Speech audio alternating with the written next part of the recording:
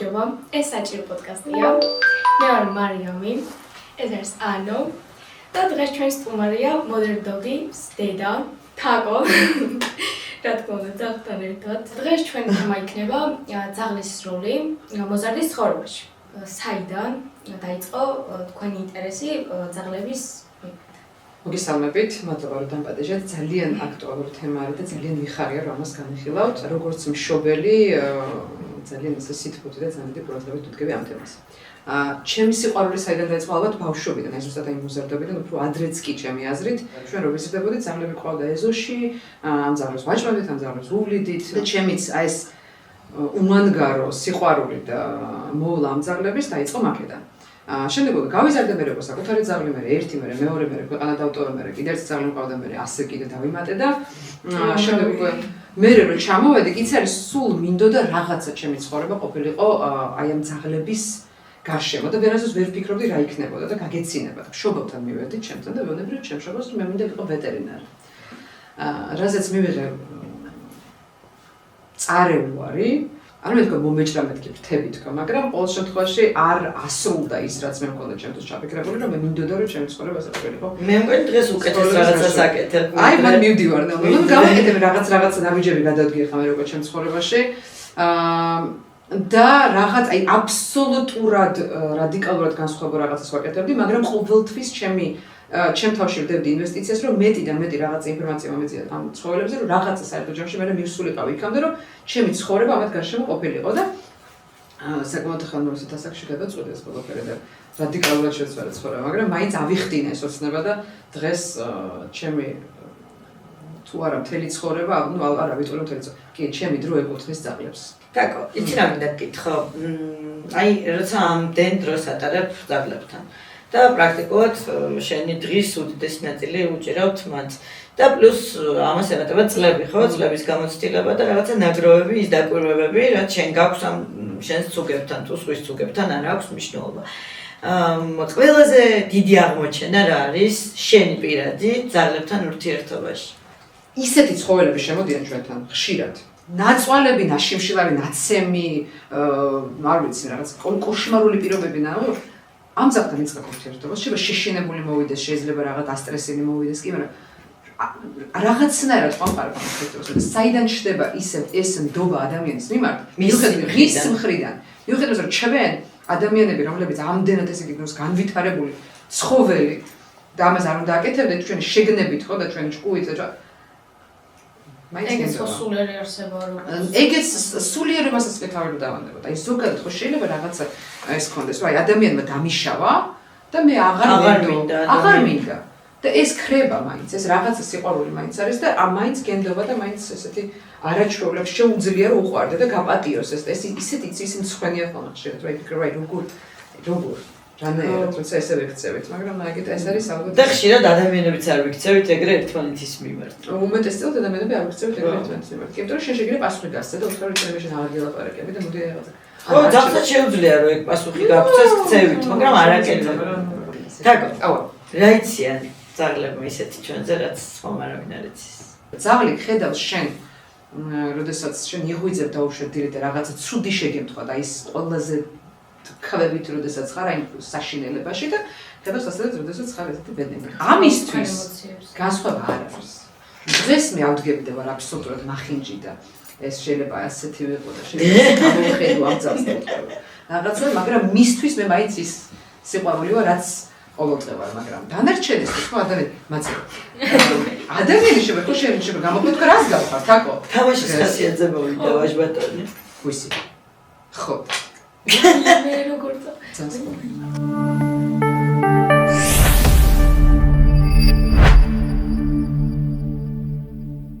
თქვენთან მაქვს კითხვა. აბა. აი თქვენი აზრით, რამდენად მნიშვნელოვანია, ანუ რამდენად უნდა იყოს ბავშვის ცხოვრებაში, აი ძაღლი? საუკეთესო არჩევანი არის და გადაწყვეტილება ნებისმიერი ადამიანისთვის, ნებისმიერი მშობლისთვის. უბრალოდ მნიშვნელოვანია რომელ ეტაპზე და როგორ შემოდის ცხოველი მოზარდის ცხოვრებაში. აი რა უნდა გაითვალისწინოს მშობელმა სანამ ძაღლს მოიყვანოს სახლში? ადამიანი ეს მოზარდისთვის იქნება თუ ჩვენთვის იქნება, სანამ რაღაცა, სანამ ცხოველს მოვყავთ სახში თუ კონკრეტულ ჯიშზე მივდივართ და არა დავუშვათ მეტისზე, რაც არაჩვეულებრივი გადაწყვეტილება. მაშინ ჩვენი ცხოვრების წესიდან გამომდინარე, ჩვენი დროიდან გამომდინარე, ჩვენი მოთხოვნებიდან გამომდინარე და ჩვენი შესაძლებლობებიდან გამომდინარე, ეს იქნება ფიზიკურის და ფინანსური. მაქედან ვარჩევთ უკვე რა შეიძლება რომ გავუკლავდე, რომ მე შეიძლება შემიძლია გეორნაგას და შენ ძალიან მოგწონს, მაგრამ მაგის არ გაკეთებ, სწავლობ. შენ შეიძლება ძალიან მოგწონს იდეა იმისი, რომ შენ ყავდეს ესეთი ძაღლი, იმიტომ რომ რაღაცა ეს ესეთია რა, სასიამოვნოა, როდესაც.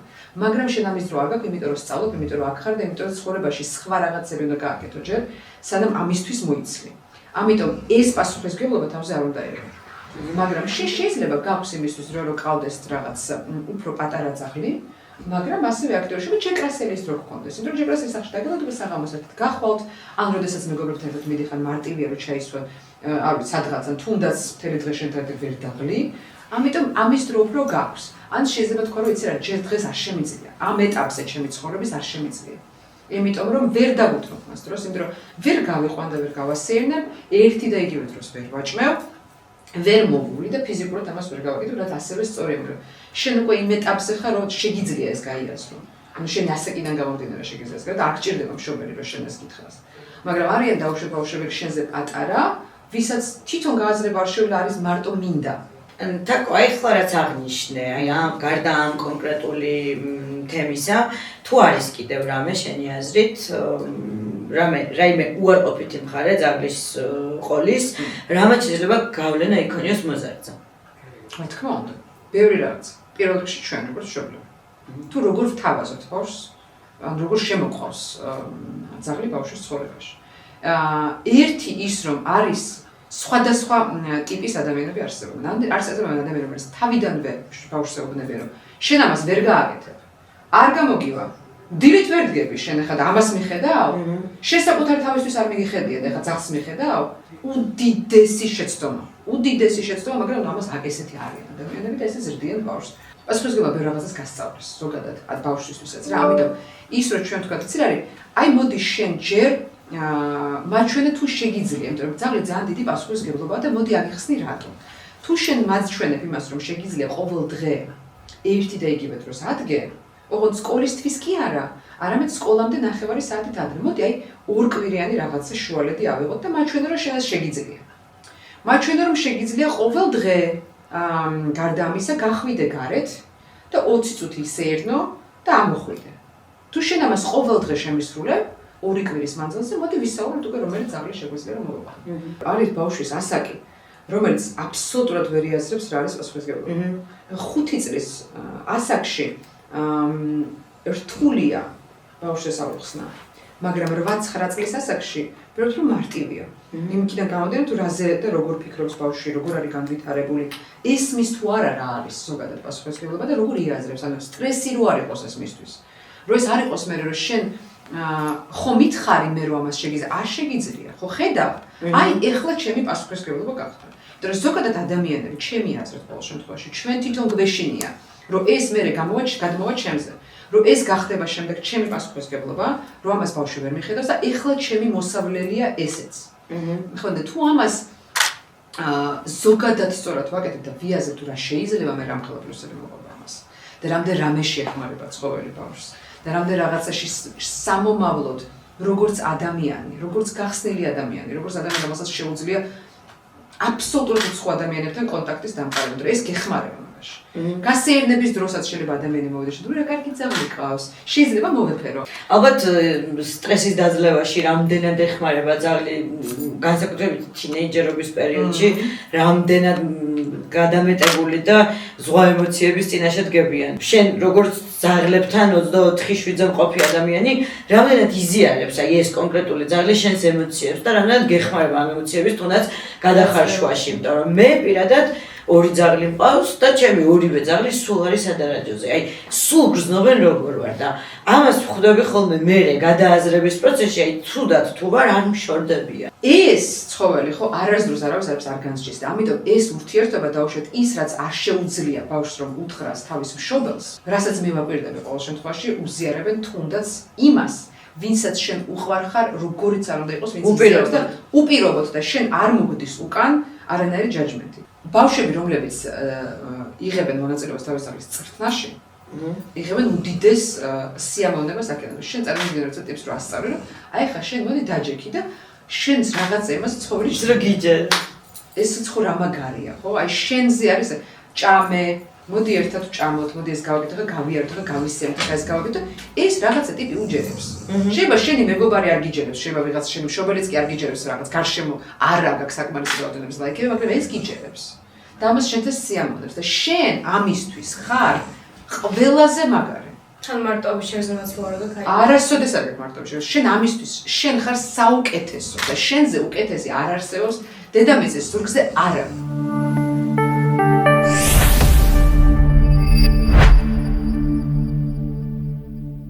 ეხლა რაც თქვი, მე ასოციაციურად სხვაგან წავედი, იმიტომ რომ ბაბუა მყავდა ეგეთი. ეს იყო ადამიანი, რომელსაც აი მართლა უპირობოდ ვუყვარდი და ეხლა რატო ვახსენე საერთოდ რომ ამან გამოიწვია ჩემი ისეთი მიჯაჭვულობა მასზე. ბაბუჩემ რო გარდაიცვალა, იქ ერთიანად დამთავრდა, ეს არ იყო მხოლოდ ახლობელი საყვარელი ადამიანის გარდაცვალება ჩემთვის.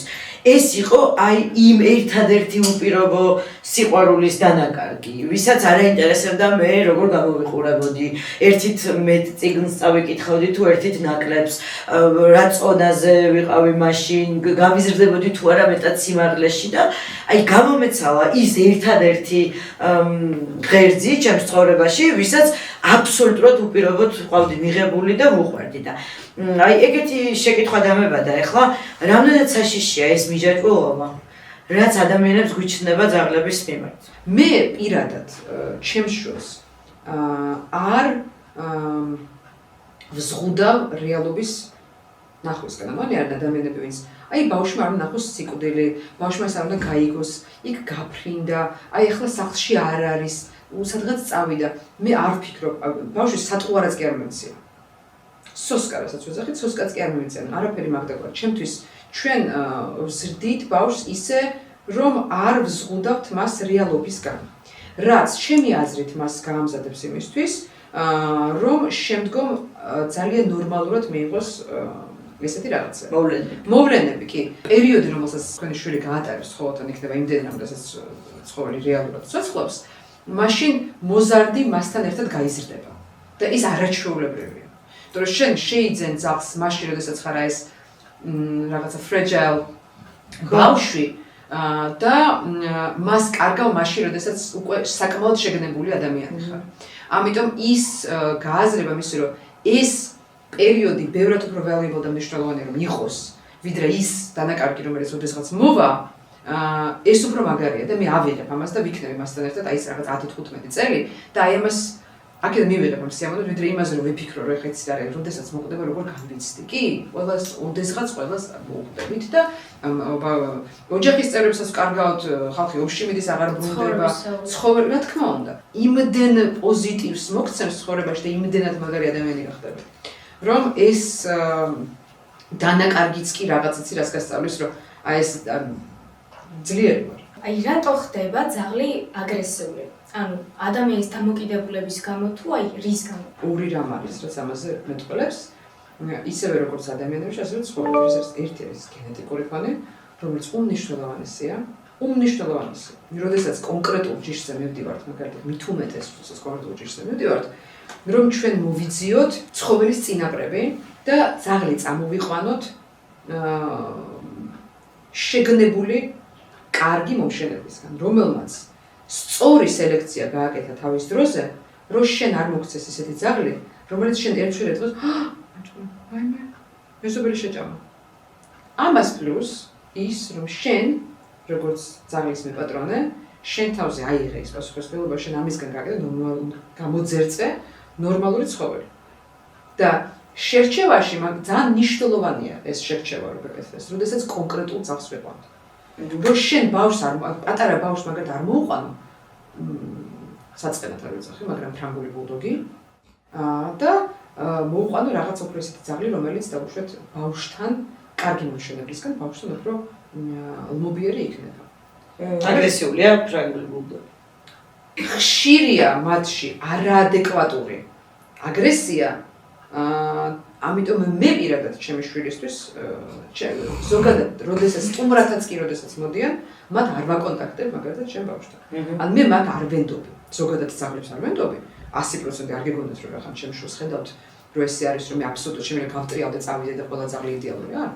ყოველთვის კონტროლირებადი არის ყველა გარემო, როდესაც ესეთი პატარა თოთო ბავშვი არის, რომ ზედმეტი არავის არ მოვიდეს. მათ შორის ჩემს ძაღლებსაც. ხო შეიძლება რომ აი გამოვიდეს იმ მდგომარეობიდან ძაღლი რომ აი ვეღარ მოთოკოს და რაც რა უნდა გაწვრთნილი იყოს, აი მაინც რაღაცა დაუშვოს ხოლმე ან რაღაც. არაჩვეულებრივი კითხვა. არაჩვეულებრივი და უმნიშვნელოვანესი კითხვა. შენი პუდელიც კი შეიძლება გამოვიდეს მდგომარეობიდან და გიგვინოს. აი რაღაც ისეთი გააკეთოს მოზარდი მათ თუნდაც აი ხალხ არა მნიშვნელობა რომ ყოფიდან გამოვიდეს. არაჩვეულებრივი კითხვა არის და უმნიშვნელოვანესი კითხვა არის, მაგიტომაც ძაღლი უნდა მოვიდეს ოჯახში სწორ დროს და თუ დაუშვათ ჩემს შემთხვევაში როგორც მე უკვე ჯერ ძაღლები და მე ბავშვი მოვიყვანე ეს introduction და შემდგომი ჩვენი თანაცხოვრება ჩვენს ცხოველებთან იყოს კონტროლირებადი. არაკონტროლირებად გარემოში, სადაც ბავშვი ძაღლთან აკეთებს ისეთ რაღაცებს, რომ ძაღლმა ნებისმიერმა შენმა პუდელმაც კი შეიძლება ჩემი შვილი ისე დააზიანოს, რომ თითქოს ცხოვრება გაყვეს.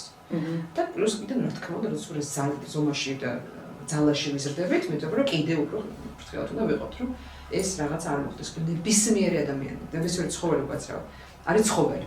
არ დაგვავიწყდეს ეს გაადამიანურება კი ძალიან საყვარელი, კი ჩემი შვილია. მაგრამ ეს ინსტინქტის დონეზე ეს არის ეს არის ცხოველი და ვერც ერთმა ადამიანმა არასდროს არ უნდა გითხრას შენ რომ ჩემ ძაღლში 100% დარწმუნებულია. შეიძლება მე ჩვენც არ ვიცოდი რომ წოვიდან გამოვიდეს რა. გეცოდინება, მაგრამ ბავშვმა ხო შეიძლება ისეთი რაღაც ისე ატკინოს უცებ რომ ამან ინსტინქტურად რაღაცა თუნდაც მოიგონიოს თავი და რომ მოხდეს კბილიც რომ მოხდეს საფეთქელთან ან სადღაც და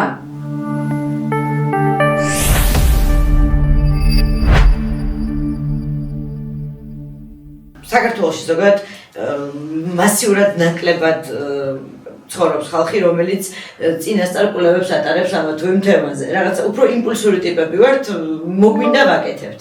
და ამიტომ ძალიან ეჭვმეპარება, რომ უმრავლესობა საზოგადოების ეგრე უდგებოდეს, რომ თქვათ, წინასწარ რაღაცას სერჩავდეს, იკვლევდეს და სწორ ნაბიჯებს დგამდეს ძაღლის აღზრდაში. შესაბამისად, ორ შეკითხვას დაგისვამ ერთად. პირველი არის რაღაცა პატარა მინიშნებები რომ მოგცე, ალბათ ლეკობიდან, როგორ მივუდგეთ ძაღლს სწორად რომ 7 წლის ასაკში არ მოგვიწიოს მე მის ხასიათზე დარდი და რაღაცეების ცვლილება და მეორე რა არის ის აი რა ვიცი ძირითადი შეცდომები, რასაც უშვებენ ადამიანები, როდესაც ლეკვი მოყავთ და მე უკვე თქვათ მოყავთ შენთან და შენ ამას აწყდები, რომ ძაღლთან აღზრდაში არის დაშვებული შეცდომა, რაც მე გიწევს რომ შენ გამოასწორო და ან სწორდება, ან შეიძლება აღარც გამოსწორდეს. არ მგონია რომ იაზრებენ რას რამდენად მნიშვნელოვანია კარგი მომშენებელი. არ მგონია რომ რაც ამდენი ვიდეოც არ უნდა გადავიღო მაგაზე, რომ ადამიანები ამას იაზრებენ და აკეთებენ. შეიძლება ერთმა გააკეთოს, მაგრამ ნუ იმედი მაქვს რომ მართლა ეხაც ხაზი გავუსვათ ამას, რომ ეს არის აი მართლა ძალიან მნიშვნელოვანი. ერთ-ერთი პირველი ნაბიჯი რაც საკეთებს, არის თქვენ აი ეს მოიძიოთ ეს ადამიანი და ნახოთ და გაიცნოთ და ეს ის შეიძლება მოიძიონ, სად არის ის სანდო სპოტი, აი როგორ არ მინდოდა რომ ეგ ეკითხა. გააჩნია რა ჯიშზე მიდიხარ ხა. ჩვენ რაღაცა კონკრეტულ ჯიშზე მივიდივართ, შეგვიძლია ან ფედერაციაში ვიკითხოთ და უშვათ რა ვინ არის მომშენებლები დღესდღეობით საქართველოში და შემდეგ უკვე უშუალოდ ამ მომშენებლებს დავუკავშირდეთ და მე უკვე ვესაუბროთ და ნახოთ ვის რა ყავს. მოვიძიოთ ძაღლის კლუბები მარტივია სოციალში და შემდეგ ამ კლუბებში ვიკითხოთ აი ვინები არიან და უშვათ ჩვენ კანიკორსო ვინა და კანიკორსოს მომშენებლები დღეს ოფიციალურად მომშენებლები საქართველოში. უამრავი ადამიანია, რომლებიც ძალიან ცუდ უყურებენ იმ ფაქტს, რომ მაგალითად უკანაური ფეხით ვერ დადის და აი არ მინდა და იცით რა ამ პასუხისმგებლობას მე ვერ ავიღებ და აი ესეთი ცუდი დამოკიდებულება აქვს ესეთი ძაღლების მიმართ და აი რას ფიქრობთ მაგაზე? აი ხა შენ მიდიხარ ძაღლის ასარჩევად და რო იცოდე რომ აი ხა ეს ესეთი გამოჩენა ძაღლს არ არჩევ? აი თუ მაგალითად სიკეთის გაკეთება გინდა და ესე ვთქვათ და მოდი რეალურად შეხედე ერთი წუთი და თქვათ რომ შენ შემდეგი შენ 15 წელი შენ მიხვედი ასარჩევად და შენ წინასწარ მე შენ გაგახედე წინ და გითხრა არ არჩევ. არ არსებობს. არ არსებობს. მაგრამ როდესაც უკვე წინაშე დგახარ მაგის წინაშე რა თქმა უნდა შვილი-შვილია ხო გიყვარს. აი ეგაა ძალიან ცუდი რომ კი არის ადამიანები ვისაც ვინც ამას მე ქუჩაში წაგდებენ რაღაცა მაგრამ ჩვენ მანდ ბევრ რამეში გვაქვს ვიცი ამ პოდკასტში სხვა გარბოლა თუ შეიძლება თქვა, მაგრამ გვაქვს. ვერ გაიქცევი ამას, იმიტომ რომ ჩვენ შეგნება და განათლება მეძაღლეობაში განსაკუთრებით ხო ჯერჯერობით ძალიან შორს ვართ ევროპისგან, მეგობრებო. ამიტომ ის რომ ჩვენ დღეს ამ სიტუაციაში ვართ, იმიტომ რომ ყველაფერი დაიწყო იქიდან რომ ძაღლი ქუჩაში გამოყარეთ, ხო? ის იქა შენ შეაჯერა ვერ გაყიდე, გადააგდე, გავამშვი ჩემი ძაღლი ნარაცერნო, შენი ძაღლი, მაგრამ რა მე რა კაცო უშვებ. აი ეს გაგდება უამრავი რაღაცა არის, რაცაც ჯერს დღესდღეობით ხა მე და შენ ამას საუბრობთ და უშვებ ცრემლებით გაგიშვა აქედან. ამარჩეთ ის ჯანმრთელი ძაღლი კარგი მომშენებლისგან, რომელსაც გაგატანა შენ პატიოსად ეს ძაღლი შენთვის იქნება კარგი და შენი შვილისთვის და ასე შემდეგ დაუშვებ თქვა რომ ბავშვისთვის შესაძლებელი ხასიათის ამოარჩია დისციპლინაში ცუდი არაფერი არ არის. ეს არის ყველაზე საჭირო და ამის გარეშე ცხოველი უბრალოდ ქაოტურად ცხოვრობს და არის უბედური. რაოდენ რაღაცნაირად საზამთროშებას თქვენთვის ძაღლს სჭირდება სტრუქტურა. მე არ ვიძახი რომ ამით ცხოველი არ მიგიხარდეს. და მე არ ვიძახი რომ ამით რაღაც ეცი მას მე ვის მსრდი როგორც მას უნდა რაღაც. ესეთი ძაღლები, ესეთი ცხოველები არიან ის ცხოველები, რომელიც შენ რომ მოდიხარ, რომ კიშაკებით რო არიან, ეს ისინი ბოდიში მოგესალმებით. ფურეთაკ. ეს ისინი არიან, რომელიც იქ რაღაცით დამიფსა, გამიფუჭა, ფეხსაცმელი, ვაიმე, კედელი შეჭამა, პრინტუსი შეჭამა, რემონტი გავაკეთეთ, შპალერი მოხსნა რა. აი ეს ქაოტურობა. ჩვენი ქაოტურობა ამათ უქმნის აი ესეთ ქაოტურ ცხოვრების წესს. წესების და სტრუქტურის შექმნით შექმნით ძაღლს, რომელიც არის თავდაჯერებული. რომელიც ოკეი არის შესაძლებელი გახდე. და შემოbrunდება. გულისხმობ ალბათ კვებას. გასეირნების რეჟიმს. ეს არის აუცილებელი რაღაცები. დავუშვით ხო, რაც ახლა აუცილებელი შემოსახშიც გააკეთოს, მაგრამ ჩემი აზრით აუცილებელი ხო? არა მარტო მაგაზე მაქვს საუბარი, ნახე, უფრო იმ ამოხტომა ჩემზე სითბოს მოთხოვნა მაშინ როდესაც მე მინდა, ნუ კაი რა მომეფერე. და ის როგორ არის ადამიანის მხრიდან როგორ უნდა მოხდეს ამის დარეგულირება? ეს პირადად მეც მაქვს პრობლემა ჩემს ამოხტომა მაგალითად აი თათით მომეფერე გინდა თუ არა და აი გინდა თუ არა, არ მინდა. ის რომ მე შემიძლია ამას ვთქვა რა ხა იცი რა არის მოდი შენ აჯვი. ამაში ცუდი არაფერი არ არის. მისთვის ვიძახი. არა მარტო ჩემთვის, არამედ მისთვისაც. ბრძანება არ ესმის. ეხლა უბრალოდ ძალიან ნერვიულობს. არა, შენ ძაღლს ასწავლი იმას, რომ შენ გაიგნოროს. და ის ჩვენი აი რა დამოკიდებული იმ შეცდომს, რასაც ჩვენ უშვებთ და იმ რაღაცეებით, ხო? შენ ძაღლი ტიმოტი, მე 5-ჯერ მოვიდა. ის კი შენ 5 ბრძანება კი არ მიეცემა ძაღლს.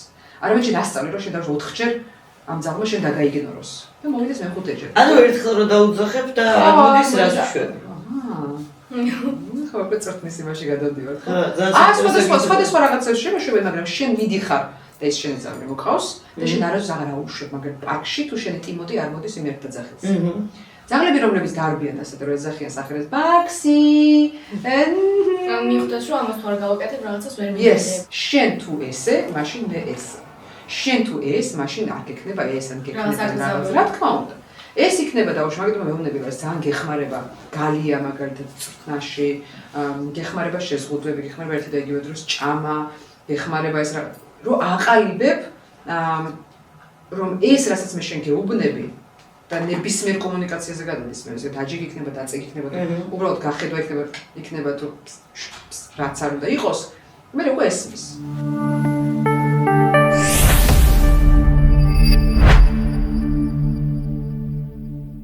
აი ეს რაც სტერეოტიპი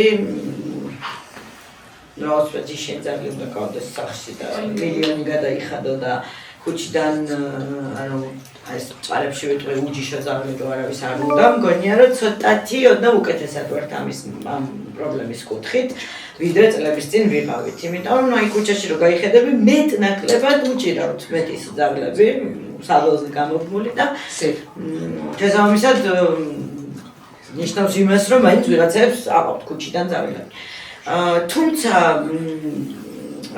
მაინც არის ეს სტერეოტიპი დღეს საქართველოში და არა მარტო საქართველოში, სხვა ქვეყნებშიც და რა ვიცი, თქო, შენი აზრით რა შეიძლება გაკეთდეს იმისთვის, რომ ცოტა მეტად გავნათლდეთ იმ კუთხით, რომ ძაღლია და რა ვიცი, შეგვიძლია რომ არა არის აუცილებელი რომ ყველას ჯიშიანი $5000 ძაღლი ყავდეს. ნახე, არაფერი იმაში ცუდი არ არის, რომ ვიღაცას უნდადეს რაღაცა კონკრეტული ჯიში. მე არ უნდა მქონდეს მაგის შეიმინგი, იმიტომ რომ აი ამდენი ეს როგორც ეხლა დღეს ეს ყოველდღე დამცველებს შეხდება, რომ აი ამას თუ ყველას იმაში უნდა მაწვევი და მეუბნები რომ აი ესე უნდა იყოს ეს აი ამდენი ძაღლია ქუჩაში და რაღაცა.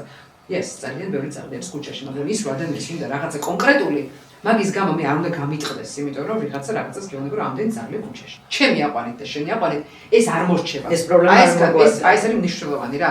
ჩემთვის შენ ყოველმა ადამიანმა დღეს რომ ეს აიყვანოს აი ესე ქუჩიდან ძაღლი, მან ჩვენ პრობლემას ვერ დავამთავრებთ. ამით არ გადარჩება და არ შეიცვლება. კი რა თქმა უნდა შეიძლება შესწავლდეს, მაგრამ იმდენად სწრაფად ხდება შეჯვარება და ახალი რეპოპულაცია, რომ ჩემით და შენით და ვერავით ჩვენ ყველამ როსაზე გილეკები წამოვყავთ, not gonna change. კარგი იქნება თუ სკოლებში იქნება მაგალითად განათლება. თუ იმ ახალ თაობას რომელიც ახლა მოდის და მე არა მაქვს იმ ტიპებზე საუბარი, რომელიც ძაღლი ის არის რაღაც მიბმულია, მაკარონს უყურებ, ხო, რაღაცა ძაღლია რა, ცეპზე დავაბა. აი ეს ბავშვები რო ჩვენ რაღაცნაირად ამათ შევუცვალოთ თავში. ცნობიერება შევუცვალოთ და შეიძლება არ გიყვარდეს, მაგრამ არავნო ბევრად უკეთეს სამყაროში ვეცხოვრობთ რა. რა თქმა უნდა. შემდეგი კითხვა მქონდა, ეს ქუჩაში რო ძაღლებს ყრიან, მაგის აღმოფხვრის ნაბიჯები რა არის თქო, უნდა მეკითხა. და არა მარტო რაღაცა სახელმწიფო დონეზე, ალბათ აი ჩვენ რიგითმა ადამიანებმა ამისთვის რა შეიძლება გავაკეთოთ. შეგნება ერთი და განათლება. შეგნების გარეშე ერთი და მაინც განათლება არ გიშვერეს არაფერში, მაგრამ აი ეს უკეთესი რაღაცა უკეთესი თაობა უნდა წამოვიდეს, რომელიც ens ლაპარაკობთ ყოფნას, რომ უნდა გაუშვათ გარეთ ძაღლს. ხო, ანუ რეალურად მაინც ეს არის ნაბიჯები და საბოლოოდ რაღაცა შედეგამდე როდესღაც მივალთ. მივალთ, რა თქმა უნდა, მივალთ, ხა ეს არ ვერ იქნება ყველაფერი ერთი თუ არ თუ გამოიცვლება ადამიანებში აქ ცნობიერება, ჩემი აზრით, ბევრად უკეთეს სამყაროში ვიცხოვრობ. ბევრად. უღრმესი მადლობა. ძალიან საინტერესო საუბრისთვის. ძალიან საინტერესო. გამომხედე შენ. შეგნები. მოდით საგეხუტო.